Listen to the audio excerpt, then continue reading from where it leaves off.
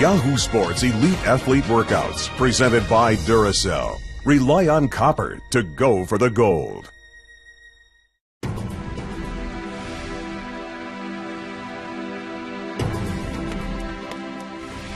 I think like the best athletes are people who don't let anything stand in their way.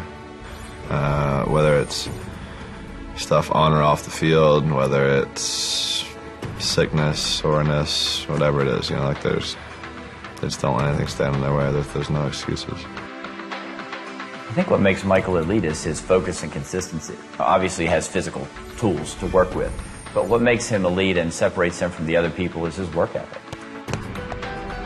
He's not doing the amount of aerobic training that he once was, and the aerobic training burns a lot more calories, but also suppresses a lot more testosterone, so he's not getting as big. Now he's doing a little bit more anaerobic, more power, a little more strength. It's just an isometric hang, really working on strengthening his scapula stabilizers. He's engaging his psoas and his hip flexors there, throwing in a little bit of explosive ball toss, which we're trying to replicate his underwaters on his butterfly kick. He's holding his arms up high, which is challenging his forearm grip, but he's in close to a streamlined position, causing the power from his hips, which he would do on his walls. All I'm trying to do is have him be able to keep his back, his spine in a neutral position and be able to connect his shoulder to his opposite hip. And that way we're not getting too much sway from his pelvis, just strengthening that area. When we did those explosive jumps, what we try and do here is we're trying to make Michael's walls the best they can be.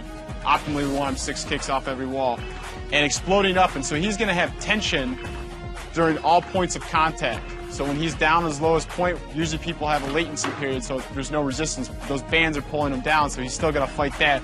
And obviously at the highest point, they're still pulling him down. We did some sled work, which is just overloading the entire body. If he's not staying engaged, if he's not driving through his hips up to his shoulders, you'll start to see some arching in his back. 20 steps is what he found close equated to the 200s of the strokes, which Michael does a decent job at, I think. And in the pulling stuff, I think the TRX is a great piece of equipment, but now we can actually load it and do some of those shoulders. Again, we're coming back to strengthening that shoulder blade. So again, how he can use his legs and his hips to keep his shoulders attached to his spine. His body weight is within 2 pounds of what he was in Beijing. He's trimmed down a little bit, so he's a little bit less percent body fat, and he's also increased his lean body mass.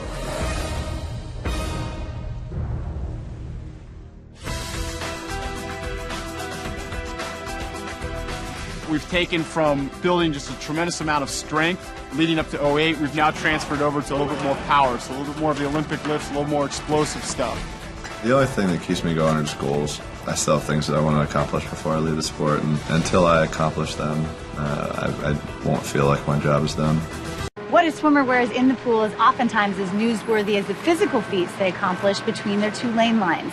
From an athlete's experience, we're always looking for that little edge, especially when it comes to recovery. That's why you're going to find this fascinating to learn what Michael Phelps sleeps in to help his body repair itself. The better the gear, the faster you run and the faster you swim. Up. It's that little extra bit that makes that big difference.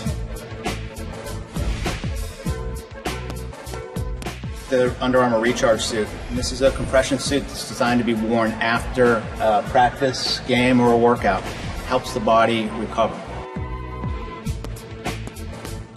Whether it's when I'm traveling overseas, after a workout, after a meet, I sleep in it. So it's just like, it's like little things, that I'm finding the older I get, I need to pay attention more to the smaller things that are going to make a big difference. And for me, recovery is so big. What you're trying to do is create a general compressive environment over the entire body. So all your muscles are getting a workout. You need to compress those muscles. That compression over the course of the entire body allows the muscles to increase their level of repair.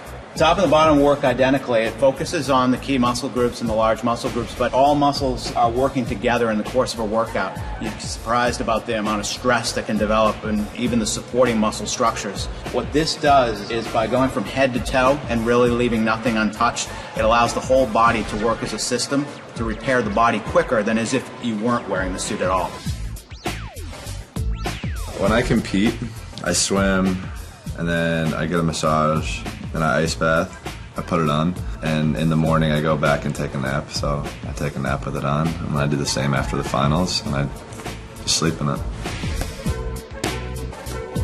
The biggest thing that he's noticing, one, the decrease in those kind of day-to-day aches and pains, but also the readiness to jump back in the pool or the gym and compete at a high level.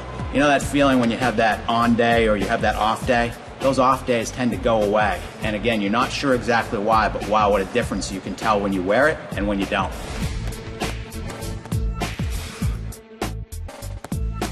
It's part of what I do, so it feels normal to me. And it's comfortable, though. That's another thing.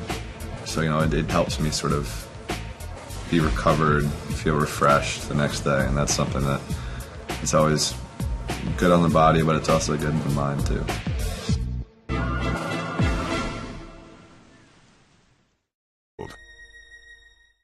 4 years ago, Michael Phelps and his diet hit the headlines, reporting that he consumes 12,000 calories a day. This time around, he says he has more muscle and he's eating less. Up. There you go. Good. Come on.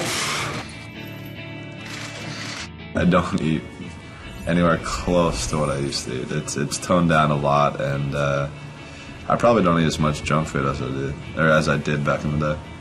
I think the 12,000 calories was a little exaggerated. It sort of grew. You know, I think that we try to educate him as much as we can about nutrition, but that's a piece of the puzzle that he basically takes care of. If I want something, I eat. If I want this, I eat that. I don't have a specific diet. I'm trying to keep weight on and just maintain weight. I think that's hard enough. Trying to get everything that I need in a day is challenging. I do think he has very good basics in terms of getting all the nutrients and vitamins he needs. He does take a couple vitamin supplements because we think things like vitamin D we found that he's deficient in, so I think that that's been helpful. But in general, his nutrition is sound. I wouldn't say it's perfect, but I think it's pretty good. I just think we have to watch his total calories. I'm concerned about him losing weight. What happens is Michael has a very high metabolism, so that if his calorie level does go below a certain level, he starts to lose weight. So we monitor his weight pretty carefully. It's just like a car. You know, if you put high performance fuel in there, you're going to get a better performance out of your car. I guess with age, I've been able to learn just a lot of stuff, you know, from other people or, you know, just trial and error. It's true. The higher octane fuel you put in your system, the faster you go, the better you perform.